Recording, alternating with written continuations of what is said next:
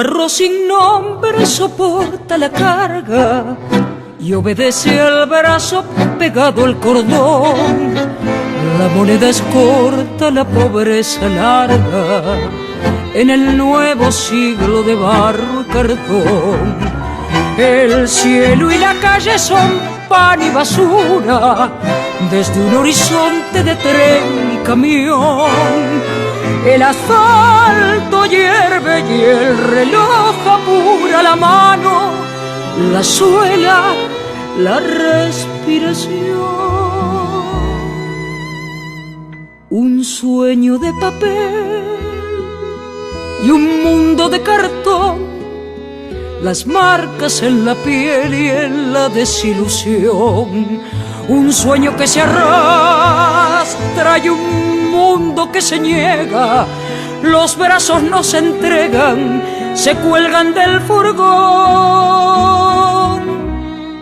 La única esperanza y el último vagón.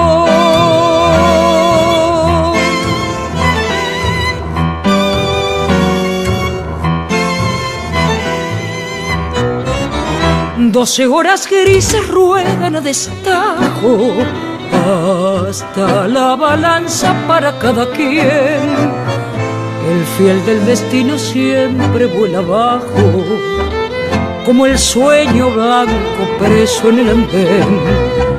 4 pesos 20 señala la cuenta, es lo que cotiza para mal o bien.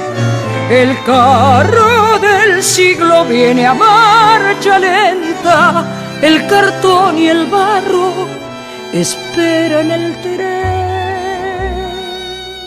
Un sueño de papel y un mundo de cartón, las marcas en la piel y en la desilusión. Un sueño que se arrastra y un mundo que se niega. Los brazos no se entregan, se cuelgan del furgón.